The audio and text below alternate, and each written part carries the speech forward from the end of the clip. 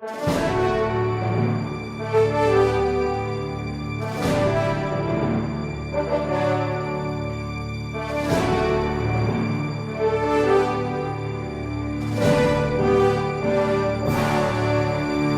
Resposta Católica de hoje, gostaríamos de falar a respeito do fim dos tempos, respondendo à pergunta da Cláudia, que quer saber concretamente como é que nós, católicos, devemos reagir a todo esse clima geral que existe de fim dos tempos. A Cláudia andou investigando em vários sites da internet, várias profecias, essas situações de que estamos próximos, o mundo está acabando, e agora?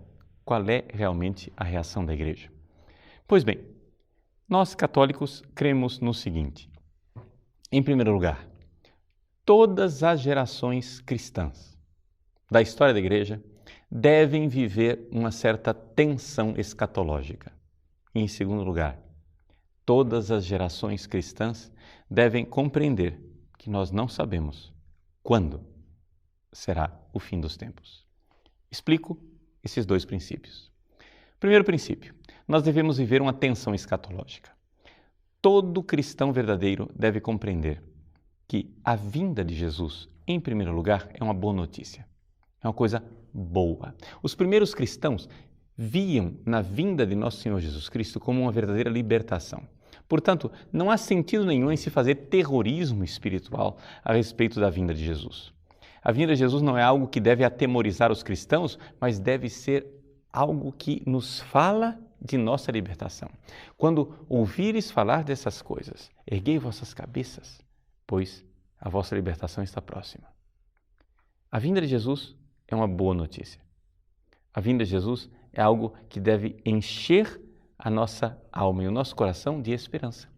Por quê? Porque vivendo num mundo caduco, num mundo que passa, nós só podemos ter o coração alegre e tranquilo de saber que iremos para um mundo que não vai passar.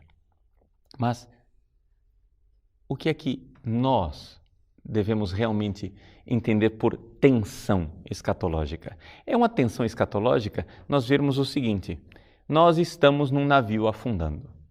E esse mundo, ele realmente dá sinais de que ele vai acabar, não é? Agora, nós não sabemos quando.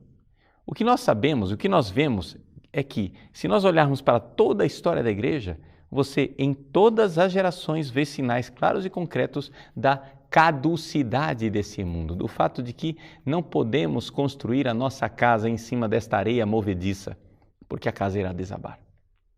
Agora, isto, que para os pagãos é uma má notícia, para nós cristãos é uma boa notícia.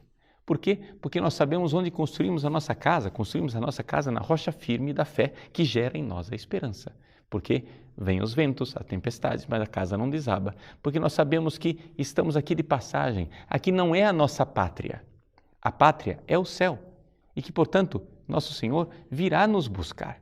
Se isto vai acontecer somente na minha vida, com a minha morte, ou na vida da humanidade toda, com o fim da história, é sinceramente absolutamente indiferente.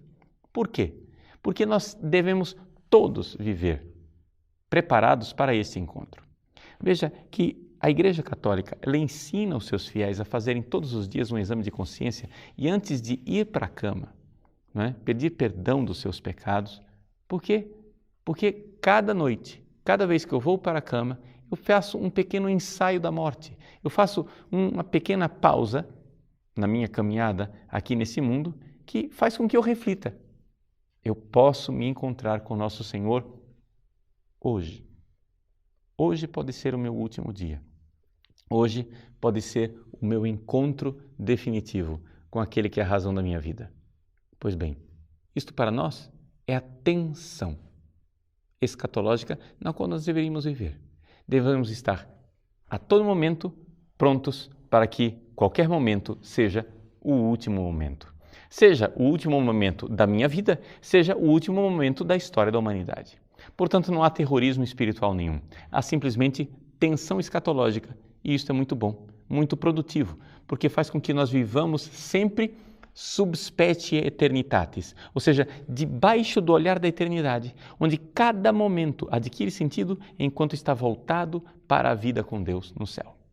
Então, se nós colocarmos a luz da eternidade no nosso presente, nós saberemos viver muito bem como cristãos. Agora, ao mesmo tempo, nós temos aquele segundo princípio, que é o fato de que nós não sabemos quando será o fim dos tempos. Nosso Senhor Jesus Cristo, quando foi interrogado a respeito dos fins dos tempos, ele disse: ninguém sabe, nem o Filho, mas somente o Pai. É claro que ele, como Deus Filho, sabia quando era o fim dos tempos. Mas, enquanto homem, a alma humana de Jesus ignorava a data do fim dos tempos. Por quê? Porque nós temos que lembrar o seguinte, que nosso Senhor Jesus Cristo, ele recebeu de Deus a revelação daquilo que era necessário para a sua missão. Enquanto Filho eterno do Pai, é claro, ele sabia tudo, mas a alma humana de Jesus teve que aprender as coisas. A alma humana de Jesus teve que aprender a falar, teve que aprender as Escrituras, e é claro, Deus vivia em intensa comunhão com esta alma, e por isso a alma humana de Jesus era de uma sabedoria imensa, incomensurável, assim que não tem nem como nós compararmos com a sabedoria de qualquer ser humano que já passou pela face dessa terra. Agora, mesmo assim, apesar desta imensa sabedoria, ele confessa que não foi revelado a ele a data do fim dos tempos.